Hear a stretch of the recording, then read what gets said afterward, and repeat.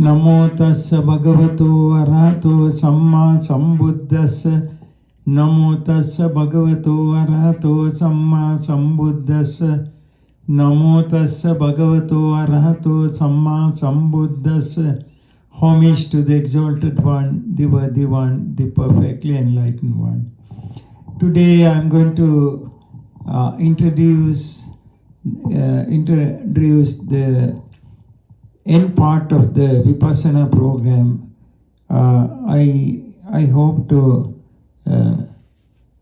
finish, but there are a few more things to explain. And anyway, I have explained the Vipassana practice up to the realization of Nibbana, Sotapanna, a stream being a stage until one reaches.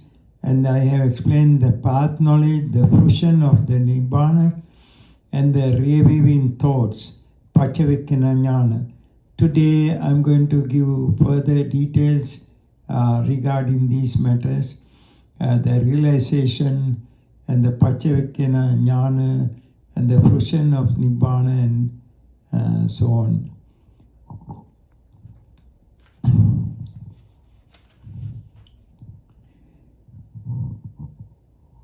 Uttanagamini Vipassana Jnana and the meditator's experience insight leading to emergence is called Uttanagamini Vipassana Jnana. While each and every noticing, the meditator notices the passing and the disappearance of the objects. He also understands the nature of impermanent. The meditative objects arise and pass so rapidly. So the meditator here, while noticing the rising and disappearing of the thoughts, he also notes that the impermanent nature of these thoughts. The meditative objects arise and pass so rapidly, it perishes so rapidly. Some meditators notice as rapid lightning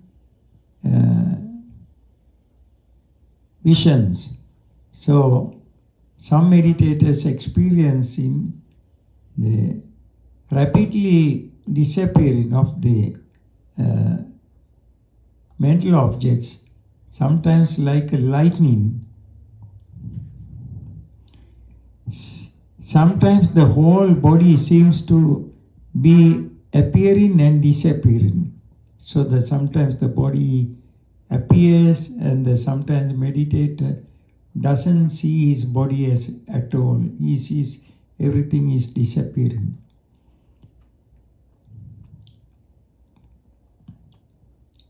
Sometimes they become unhappy of their noticing, sometimes feels as a mass of suffering. So sometimes the meditator feels very unhappy, sometimes he feels that everything is a mass of suffering. Sometimes feels the whole body has become so stiff and unable to open their mouth and undergo severe painful feelings. Sometimes they feel like very stiff and they can't move their mouth, they can't open the mouth, and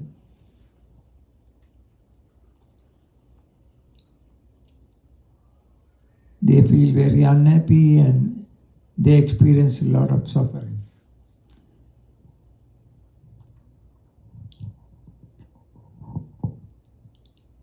And they also experience very much painful feelings. Sometimes they visualize mass of fire and undergo much suffering. Sometimes some meditators experience, I'm talking about the visions, a mass of fire, and then sometimes they feel like they have fallen into a kind of a mass of suffering, and the whole thing is a bunch of suffering. Sometimes when one practices, sometimes one's practice doesn't go according to one's wishes, but it depends on the natural law. Sometimes one notices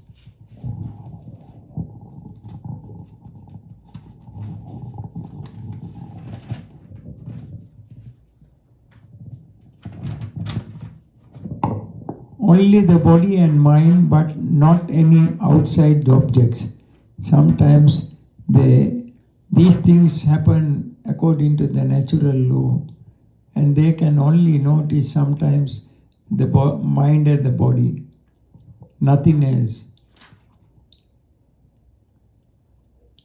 Sometimes one notices only the mind, but nothing else. Sometimes they only notice the mind, and they feel as if there's nothing to notice other than the mind. I mean, sometimes one awares about oneself and one does not aware about the other things. Some meditators are unable to explain one's experience clearly. At this point, some meditators find unable to explain their experience. Some meditators notice the objects clearly and their understanding to become much better, but they say there is no special understanding. This happens when one understands the nature of impermanence. Sometimes, although they understand very clearly, but there is not much to explain, they feel that everything is impermanent, everything is changing. Some meditators experience the nature of suffering. Some notice that they have no control over these natural laws. Sometimes one notices the impermanent nature twice or thrice. So the meditators find that they have no control over these happenings, and sometimes they experience impermanent nature for several times. The meditators at once loses the mind and the mental object for a split second. So while noticing the body and mind process, at once for a split second they all disappear.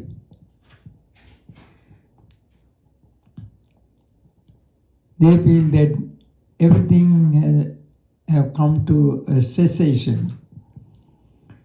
They say all the objects have come to a stop.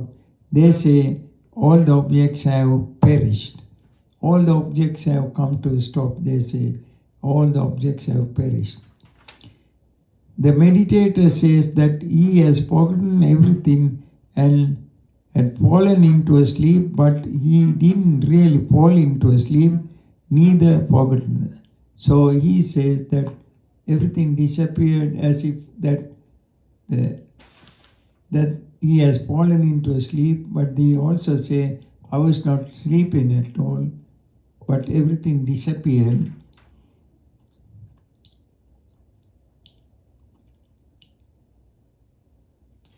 Some meditators feel as if drowned in the water. This is at the time of realization how one feels.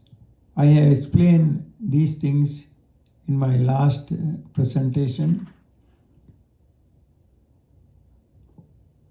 One says that one object have completely disappeared. One say due to some special incident, one's doubt have disappeared. So one say the objects completely disappeared. Some says that their doubts. Here the doubts means doubts about this practice, doubts about the realization, doubt about the Buddha's teaching all disappear. There is no more doubts. He gained a great faith towards the Buddha, his teaching, and his disciples. And he feels sorry for his past relatives and friends who have really missed this.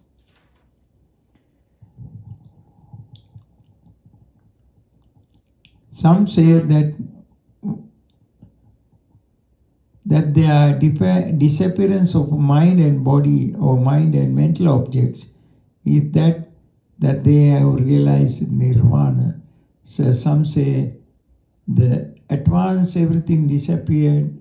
That means that they have realized nirvana, that their mind was released from a heavy burden. Each and every meditator explained the way they realized Nibbana, the way they have realized Nibbana. The cessation of the mind and mental objects means that they have realized the truth. According to the above explanation, when one realizes one of the three characteristics such as anicca, impermanent, dukkha, suffering, and anatta, no self, for several times is called the Uttanagamini Anuloma Jnana. While practicing, when one experiences several times the impermanent nature, the suffering of it, the no self of it. No self means that these things are not doing by somebody else, but these things are happening according to the natural law. This understanding is called Uttanagamini Anuloma Jnana, insight leading to emergence. With that knowledge, there arises Anuloma Jnana. The knowledge of adaptation they call Anuloma Jnana. Gotra Jnana, maturity knowledge, will be understood after mind and material of phenomena have been ceased, and at the first experience of calmness of the mind. The Gotrabhu Jnana. Gotrabhu Jnana is the last step just when one realizes Nibbana, and just before disappearance or something, everything ceases and the meditator doesn't know where he was, as if the person is dead and born life. He cannot remember where he was, but he feels when he come to know, he feels that he was in everlasting peaceful place, but he could not know where he was, but he feels that he was in some place like that, but he could not know it. So these thoughts will arise at that time, and these thoughts are called Paccavekkhana Jnana, or reviving thoughts.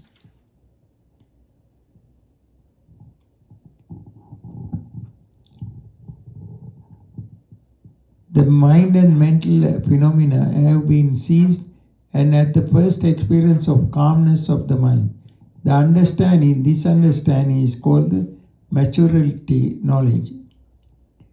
At the first experience of calmness of the mind.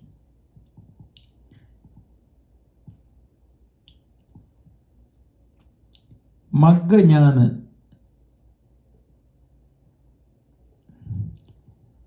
Path knowledge. The understanding the split second when the mental and material phenomena have been ceased is called the path knowledge. Here we are going to explain in details how when one realizes the path knowledge and the other knowledges, they give further explanation explaining what happened to the meditator at this point. The Magga Jnana means the realization of the path knowledge. The understanding of the split second when the mental and material phenomena have been ceased is called the path knowledge. Here the word path knowledge or the Magga Jnana means the understanding of the split second when the mind and mental objects or mind and material phenomena have been ceased is called the path knowledge. When the meditator understands the mind, while he was meditating, suddenly the mind and the mental objects completely ceased. That understanding is called the path knowledge. Palanyana means fruition knowledge, knowing the end part of the cessation of all phenomena is called the fruition knowledge. So the end part of the cessation is called the fruition knowledge.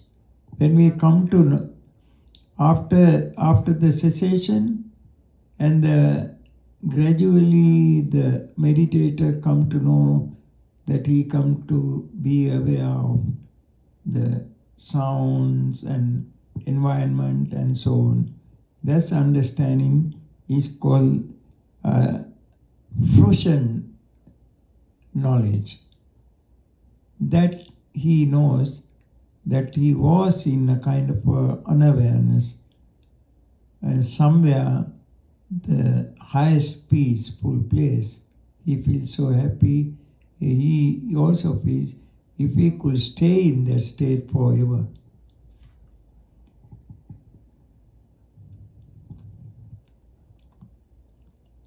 Palanyana, fruition knowledge, knowing the end part of the cessation of all phenomena, is called the fruition knowledge. When one reaches the state of Gotrabhu, maturity knowledge,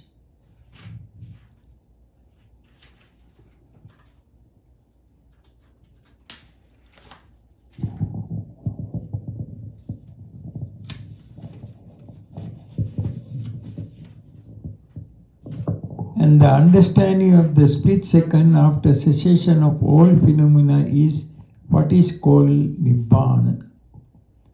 So,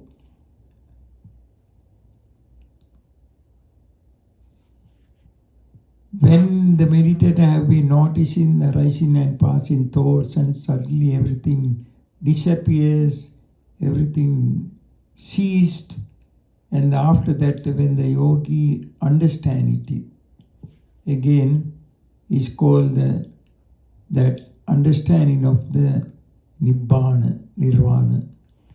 When inquired the meditator of his attainment, one says he could not know where he was. So when the teacher asked him, what happened to him, he could not say where he was. Some will try to explain in a different ways. I am David with the new spectacles, like that. There was another person I remember. He said, I helped him to meditate. He said, as a grasshopper fallen into the water, Bhante Lakkana has taken me out. So he wrote a poem. If you go to the International Meditation Center in Sri Lanka, International Vipassana Insight Meditation Center at the Kanduboda main center, there's a book there. All the meditators, after practicing, they write something sometimes.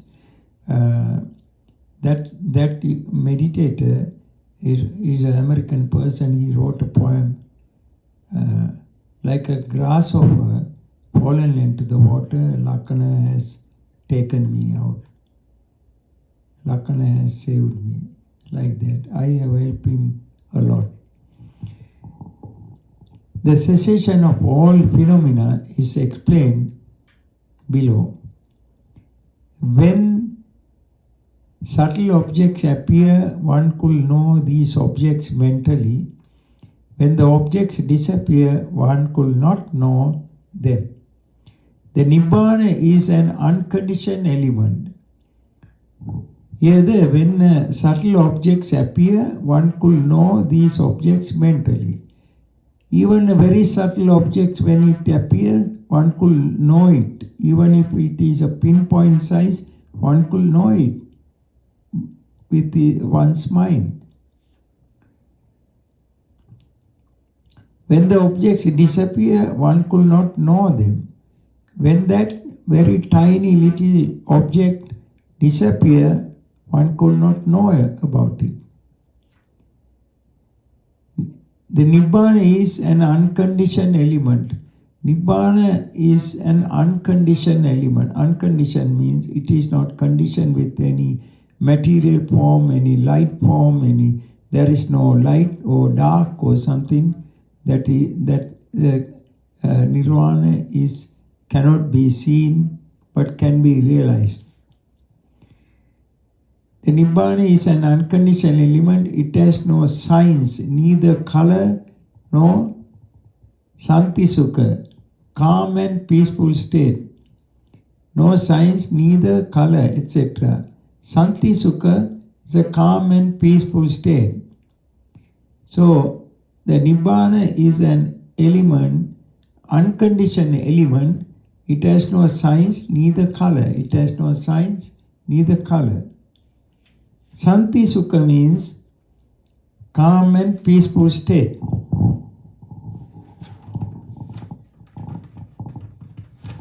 It is free of suffering, is a condition, is called the Avedita Sukha Sabhava. Avedita means non-sensation feeling. So it's very hard to put it into words. So the nature of Nibbana has no signs or any material formations. One cannot know and one will not feel Nibbana as a comfortable or uncomfortable feeling. As one feels comfortable or uncomfortable feelings, one cannot know about Nibbana or Nirvana. So at the level of Gotrabhu, the maturity knowledge, one could not know one's own mind. So after the maturity knowledge, when it suddenly everything, the mind and mental objects disappear, one could not know it. So one say everything has disappeared, everything has ceased. So the meditators say everything has disappeared and everything has ceased. But after a second, when one comes to know, when one is aware, again, one says one's mind has ceased and one could not know that that his mind was somewhere there.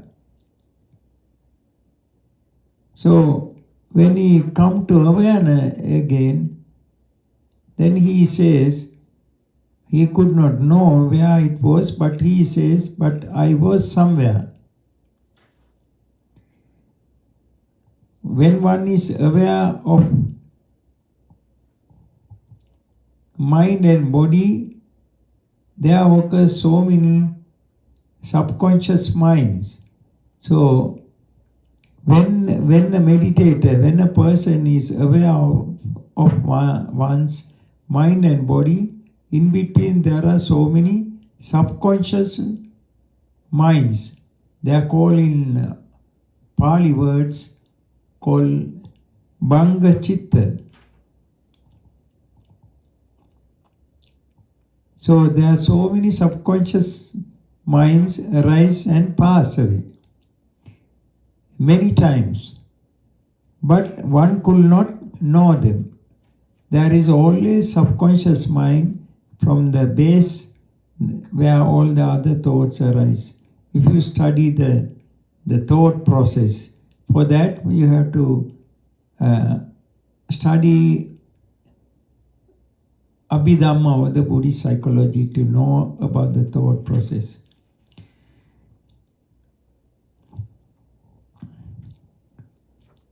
When the mind and the mental objects have ceased, one could not know the cessation of these phenomena. When one come out of our unawareness, one could know that one's mind had already ceased for a split second. So when we are awake, when we are aware of mind and body objects, there occurs so many subconscious minds in between.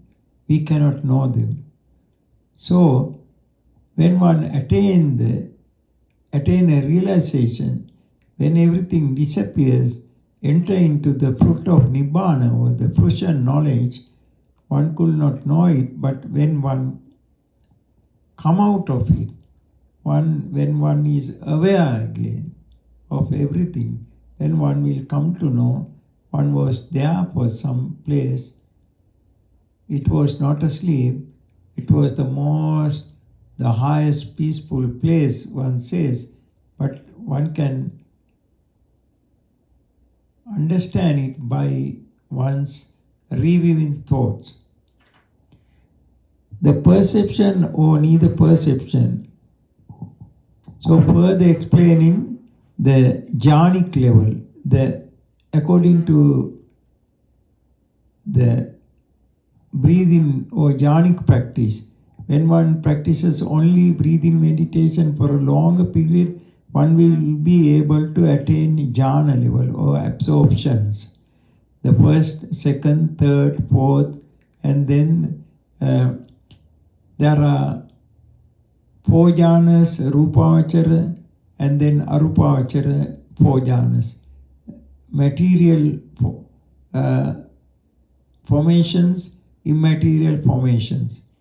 So, rupavachara jhanas are akasanyayatana, the space consciousness, vijnananchayatana, and the mind consciousness, akinchanyayatana, nothing consciousness, and nevasanya nasanyayatana, perception or neither perception is called the 8th attainment or the 8th jhanic level. So when one enter into the 8th jhanic level, you mean very deep concentration level, it is called the perception or neither perception. Absorption is a very subtle state. Even Arahant Sariputta could not contemplate that absorption in details. So the 8th jhana, the Arahant Sariputta is the one of the chief disciples of the Buddha. There were two chief disciples. One is Arahant enlightened Moggallana, and the second is the Arahant Sariputta. So there are two chief disciples, Arahant Sariputta and Arahant Moggallana. So Arahant Sariputta even could not know the nature of the 8th jhana. It is so subtle. Even Arahant Sariputta could not contemplate that absorption in details, that he could not contemplate in details of this 8th absorption.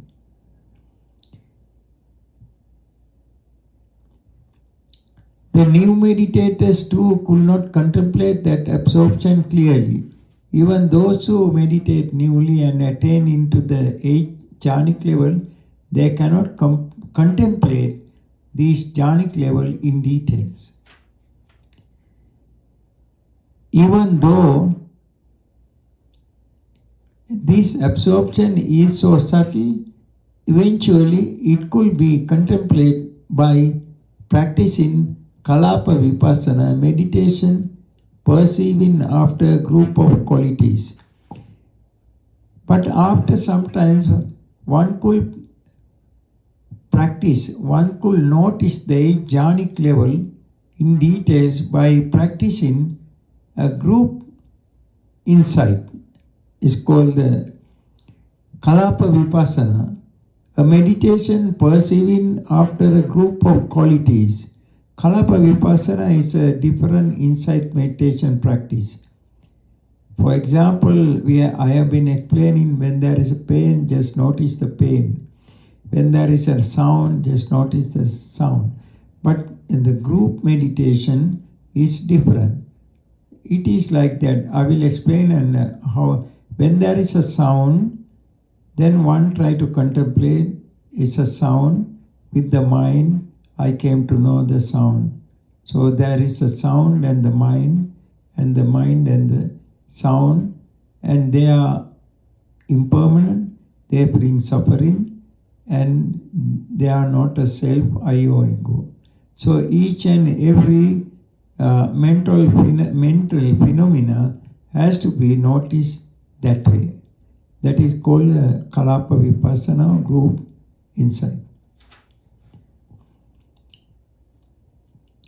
So eventually it could be contemplated by practicing this type of meditation. Maggapala, the path and the fruition are much more subtle than the absorption. So the path knowledge and the fruition knowledge, even, they are much more subtler than what I explained on the 8th jhanic level, or the perception, or only the perception. So they cannot be known.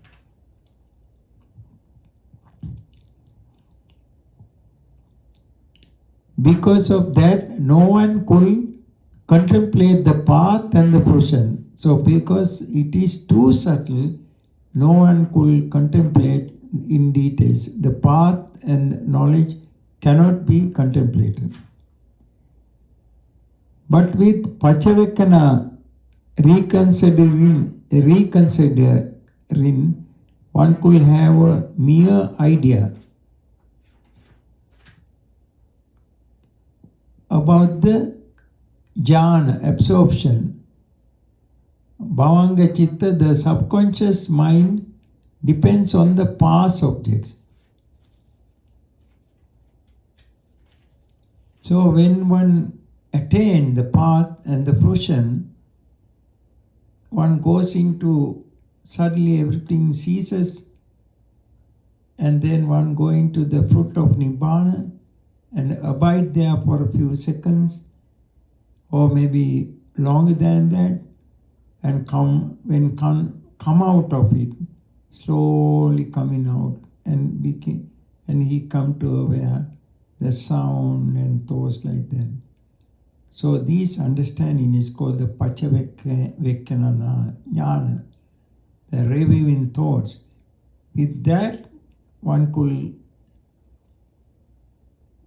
know that one have been practicing smoothly, everything ceased, and one entered into some unawareness, the most peaceful place, and all these things one could come to know just after the realization, after the cessation of the fruit. The nature of the perception, or neither perception, is so subtle and cannot be known, and it's each and every detail clearly. So when noticing has ceased, one feels as if everything has disappeared. But when one gains awareness, one could remember that there was a gap.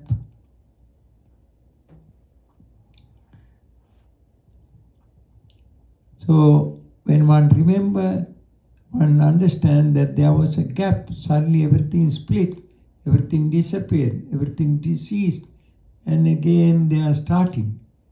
So if the body is straight at this time, when he come to know, when everything ceases, the body stays calm. When he come to know, and still the body stays calm.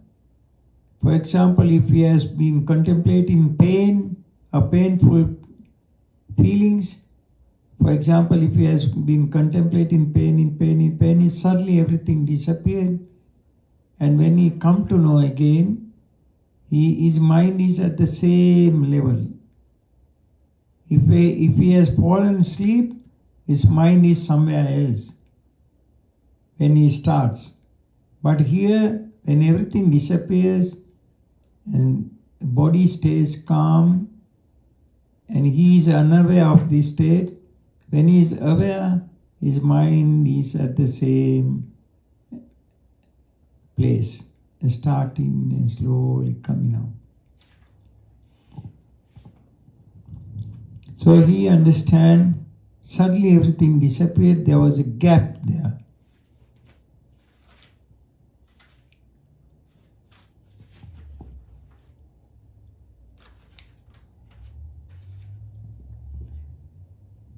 That one could not notice, and one should know that gap was not as subtle as a subconscious mind, neither clear as a perception or neither perception.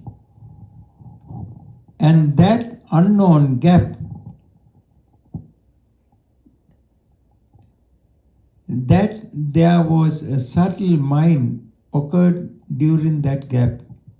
So one has to know, when one has been contemplating, everything disappeared, and realized the path knowledge and the fruition knowledge, and abide in that unawareness. When he come to know, for example, if he has been contemplating the sensation, suddenly everything disappear, and then when he doesn't know where he was, and then he comes to know again, his mind starts at the same place, and he understands that there was a gap. But although there must have been the mind there, but it is so subtle, so he knows that there was a mind process there, but he could not know it. And that there was a subtle mind occurred during that gap. So the mind in the fruit of Nibbana is so subtle.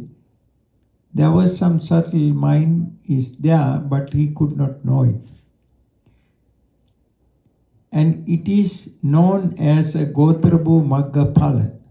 It is known as the Gotrabu Maggaphala, the conception of a person when he is converting from lineage of worldlings to that of Arya. Arya means noble ones.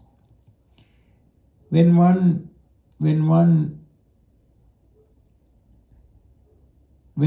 noticing has ceased, and when the meditator come to awareness again, and the knowledge of understanding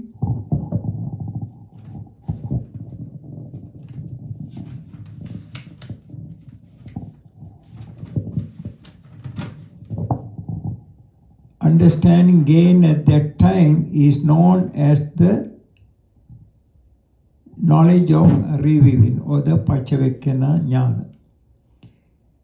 This reviving thought is the thought that gives some clue of what happened to the meditator while he was noticing. So the reviving thought helps one to understand what happened to him. He remembered that while he was noticing, suddenly everything came to cease, and there was a subtle movement which was unknown to him. But he knows that he didn't fall asleep. He knows that his noticing mind ceased at once, and when he remembers, he feels that he was released of some burden. So when he come to know again, after unawareness, that the meditator knows that he was released from a heavy burden. And a great faith arises in his heart towards the Buddha, Dhamma and the Sangha. He feels sorry for his relatives and friends who have dead and gone. He feels that they have missed this great opportunity of realizing the truth. So they feel sorry for their relatives and friends who have really missed this. He feels like explaining the benefit of this teaching to his friends and relatives. He gets thoughts that I want to explain everything to my friends and relatives. Hey, come and practice. This is the truth. So such thoughts arise in him. When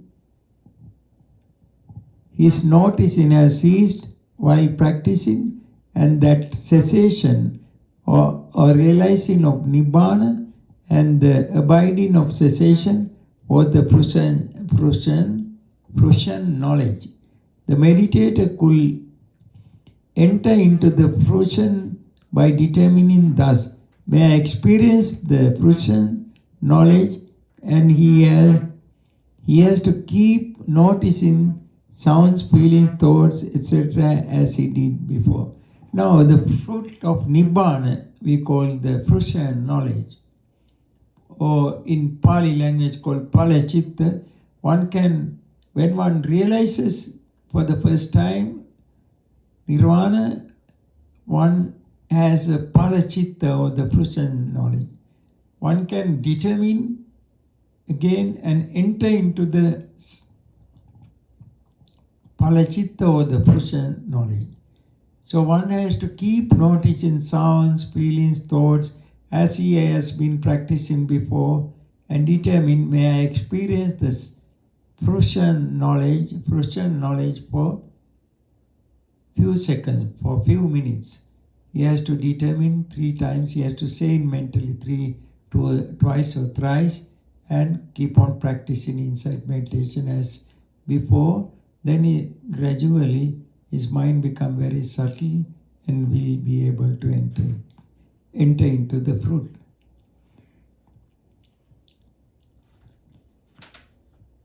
When the 5 faculties, Saddha, faith, Virya, effort,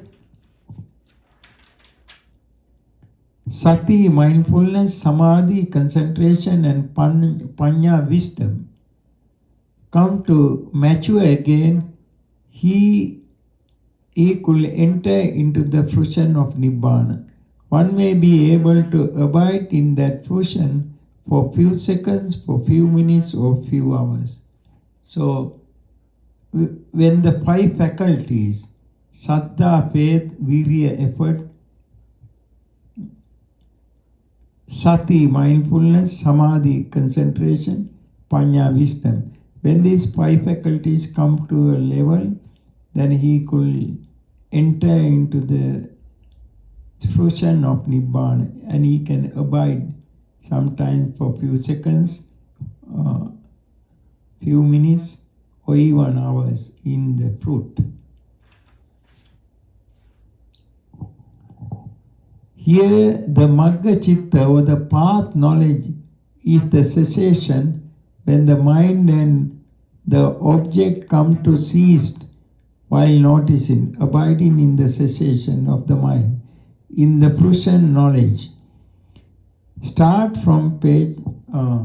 Some meditators explain their realization as follows. My doubts and wrong views have disappeared completely. Some meditators say, my doubts and wrong views have completely disappeared.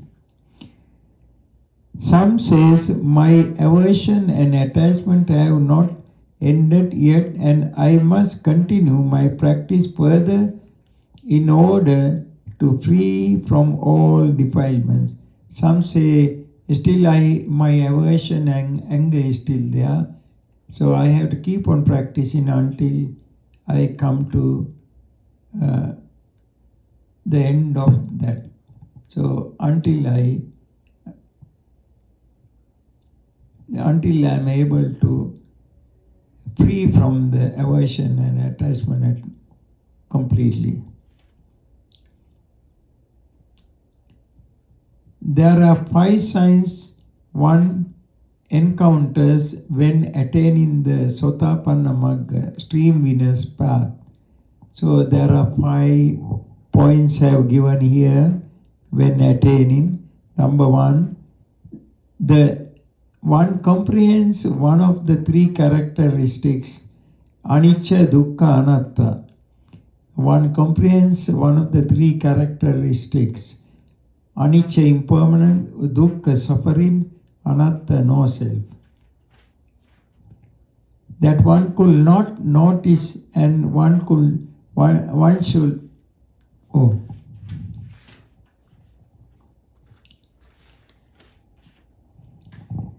there will be a slight vibration around the chest. There will be a slight vibration around the chest.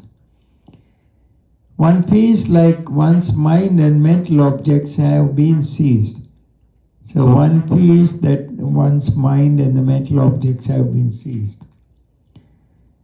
When one comprehends the nature of impermanence, one experiences one's mental objects have disappeared, but not the mind.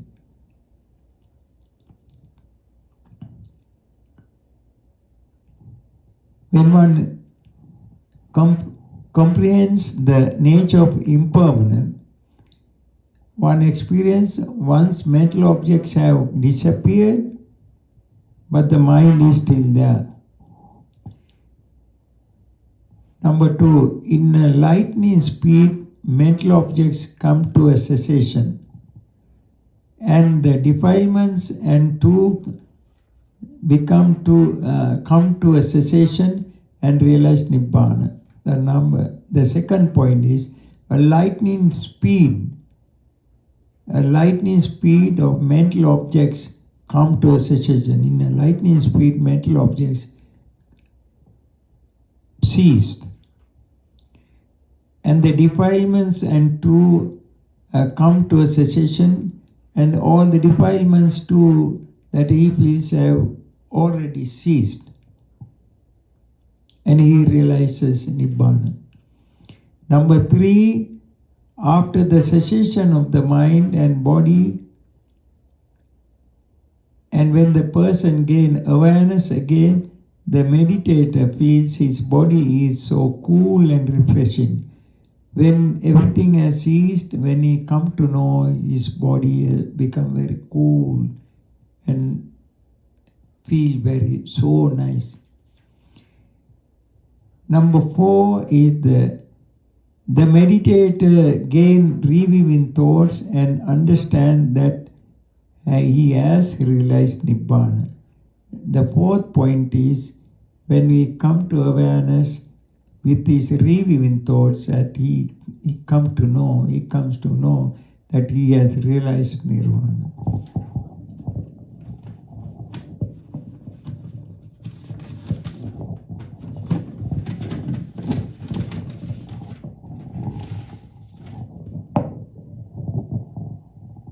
Only come to know that he has free from all 4 great hells. According to Buddhist cosmology, we have 4 great hells. The 5th one is he considers his achievement as thus: I have freed from the fear of going to hell, and I have freed myself of the future suffering, and I am not going to be reborn more than 7 times. Thinking of thus, one feels joyful and feels like declaring his happiness to others. He feels so joyful. So he come to know, those who have read Buddhism, he come to know, well, I have only 7 more life left. After that I will be no more. So according to the Buddhist teaching, according to us, the end of suffering is when the cycle of birth and death ceases. That we call it end of suffering, because wherever you are born, you are going to pass away again. So that's always suffering occurs. So when there is nobody to be born, there is nobody to die, there is no death and decay, there is no sorrow, there is no grief, there is no despair. Why is that? There is nobody to experience all that. That is the end of suffering. The practice of these Vipassana practices have explained in four parts. Not every meditator experiences the same way. Number one, painful progress with slow comprehension. Some meditators experience very much pain when practicing, and he comprehends, he understands very slowly. Number two, painful progress with the quick comprehension. But some meditators, they undergo much pain while practicing, but comprehends everything very quickly. Pleasant progress with slow comprehension. Number three is the practice for some meditators is become very pleasantful, not much painful. No, they don't undergo much pain, but their progress is the comprehension is very slow. And the fourth one is that group of meditators, they feel the practice is very peaceful and pleasant. They don't undergo much pain and they comprehend everything very quickly.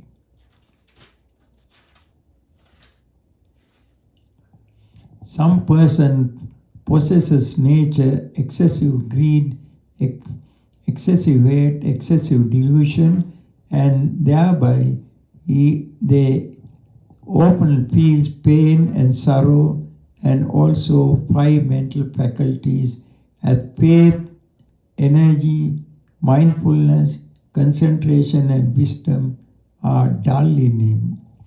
So the reason is some meditators, some persons possess a certain kind of nature. They have excessive greed, excessive hate, excessive delusion, and thereby often feels lot of pain and sorrow, and also five mental faculties as faith, energy, mindfulness, concentration, and wisdom are dull in him. And by reason thereof he reaches only slowly the immediacy. And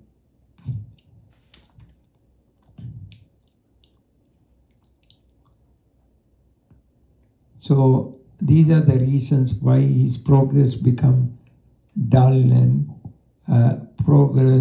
why his practice become very slow.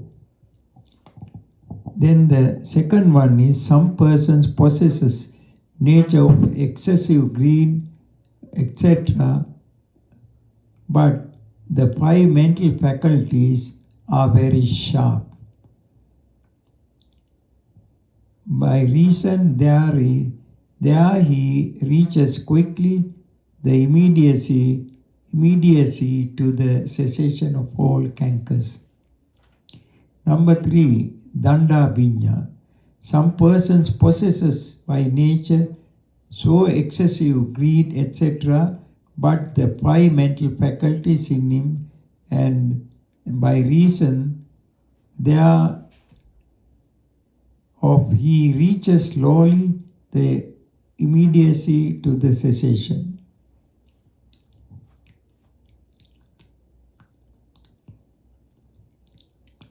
So some people have very dull nature of excessive greed and things like that.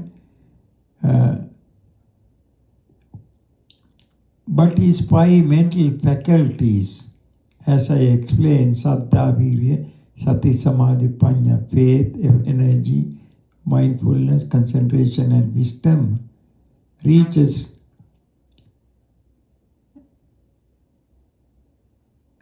very slowly, and the realization becomes very slow.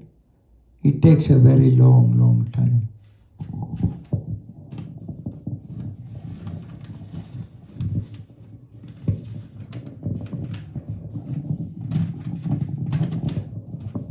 Some persons possess by nature no excessive greed, and the mental faculties are sharp in him, and by reason thereof he reaches quickly the immediacy to the cessation of all cankers. So they are known as Sukha Dukkha Patipada, Sukha Patipada, Danda Binya, Kippa Binya. So thus we come to the end part of the meditation introduction. Now in my next presentation, it will be thanking everybody, my teachers and everybody who have helped me and who have helped all the devotees and friends all around the world. I will present that. So that will be the end of this series of the insight meditation practice. We have to remember why you have to practice insight meditation. Insight meditation helps you to purify the mind. Why we have to purify the mind? When the mind is purified, your mind will not get attached to anything. Then there occurs no grasping. When there is no grasping, there is no re-becoming. When there is no re-becoming, here the re-becoming, you come again in different existence, human existence, heavenly existence, higher realms, Brahma being existence, maybe animal existence. When there is no re-becoming, there is no birth. That means one will not born as a human being, animal being, heavenly being, Brahma being. When there is no birth, there is no death and decay. There is no death, there is no decay. There is no sorrow, there is no grief, there is no despair. Why is that? There exists nobody to experience all this suffering. If you are lucky to reach the first stage of realization, it is called Sotapanna state or stream winner. It will help for you to reduce the cycle. One who has reached the first level will not be born, will not have more than 7 lives after passing away. If one reaches the second level called once returner, a Sakadagami, or once returner, one is free of the birth is reduced to 3 existence. One will not have more than 3 existence. Some Sakadagami, some once returners, may not come back to human world again. Some may come. If one reaches the third level, one is free of all the defilement. One is free of 75% is free of all defilements. And one is called the Anagami, non-returner. After passing away from human life, one will be born in higher realms called the Brahma realms. One will not come back to this world again. When one reaches the 4th level, one will be free from ignorance and craving from completely. One's mind is very purified, and it will be the last life in this universe. He will not be born anywhere else. So the Buddha is not existing at all. Thank you very much for listening, and I hope that you will get some benefits if you are interested in practicing, if you are interested in freeing yourself from future suffering. Let me bless you. May all living beings be well, happy and peaceful. May everyone be free from all illnesses. Thank you very much.